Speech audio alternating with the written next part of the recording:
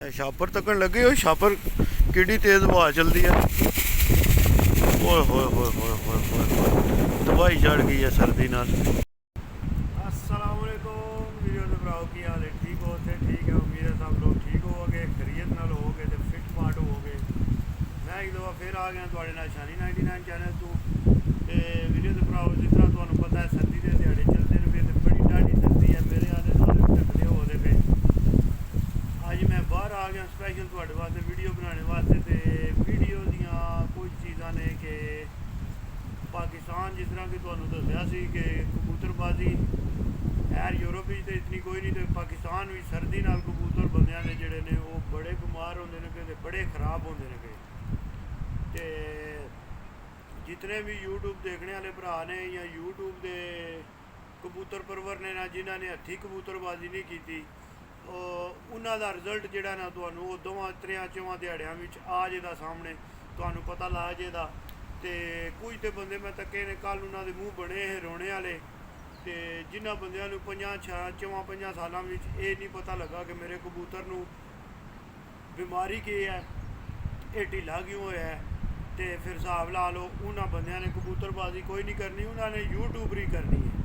कितनियां दे कबूतर मरे पे ने, वो सिर्फ इसे वजह तो मरदे ने पे कि उन्हां नू कबूतरां दी सांभ दा ही नहीं पता। सिर्फ कबूतर लिया के सट्टी जा रहे ने कबूतर, बाकी जनाब मन सांभ दा के कोई पता नहीं। वो दाने की ड्यूटी किसी की ला छड़ी, पानी की ड्यूटी किसी की ला छड़ी। ते इंज दे बंदे जेह्ड़े ने ये अगे जाके कबूतरबाजी विच बहुत ज़्यादा जेह्ड़ा ना वो खराब होंदे ने। भाई जी सांभ जेह्ड़ी है ना ये कबूतरबाजां विच कबूतरां विच सांभ जेह्ड़ी है ये सारियां तो वड्डा पॉइंट है। जिस बंदे ने कबूतर नू संभालना जान लिया वो समझो कि कबूतरबाजी 50% वो कबूतरबाजी नू समझ आता है।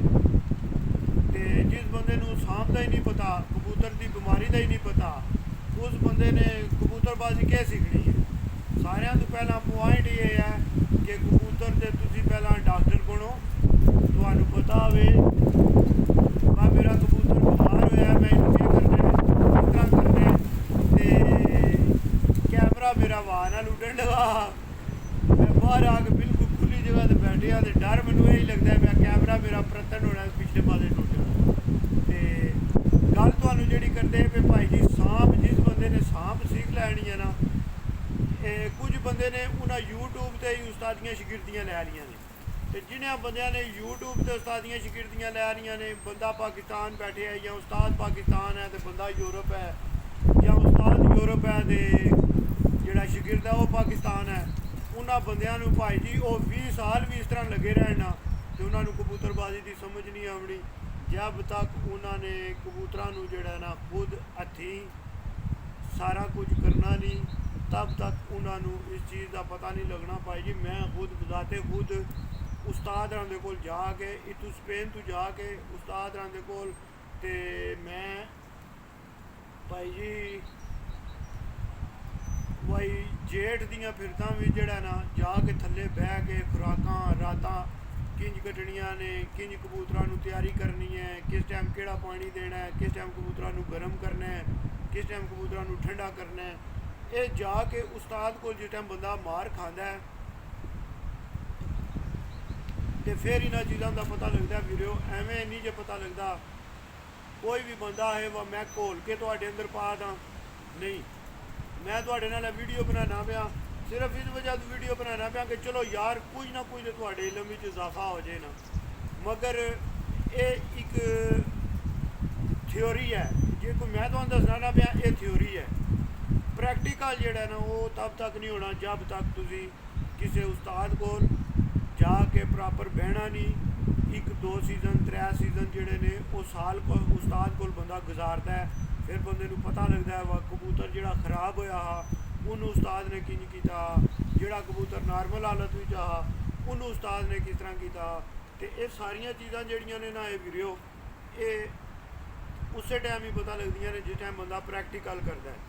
थ्योरी विच तुसी समझ सकते हो पढ़ सकते हो, मगर प्रैक्टिकल जेह्ड़ा ना वो कबूतरबाजी विच बहुत ज़रूरी है। प्रैक्टिकल जितने भी वीर दोस्त भरा ने ना इन्होंने जब तक प्रैक्टिकल नहीं ना करना तब तक कोई कबूतरबाज नहीं बन सकता जब तक इन्होंने अपने उस्ताद को बाहरों छड़ के कबूतर प्रैक्टिकल बन जान। अज मैं तकन लग्या सी अरबाज सादिक भाई की वीडियो, उहदे विच उन्होंने खोखर साहब ने उन्होंने इंटरव्यू लिया तो उहदे विच उन्होंने गल की है। खोखर साहब ने, मैं गल्लां सारियां ही उन्होंने सोने दियां कीतियां ने, मगर एक गल जिहड़ी उन्होंने की है ना, उन्हें आया भाई जी एक बंदा दिहाड़ी सारी जाग के धुप्पे बह के काला हो के ते कबूतर डांदा पिया, एक बंदा दिहाड़ी सारी सुता रहिंदा है। वो तुसीं यूट्यूब ते वीडियो तकियां भी ने, मैं किहड़े बंदे की गल करना पिया।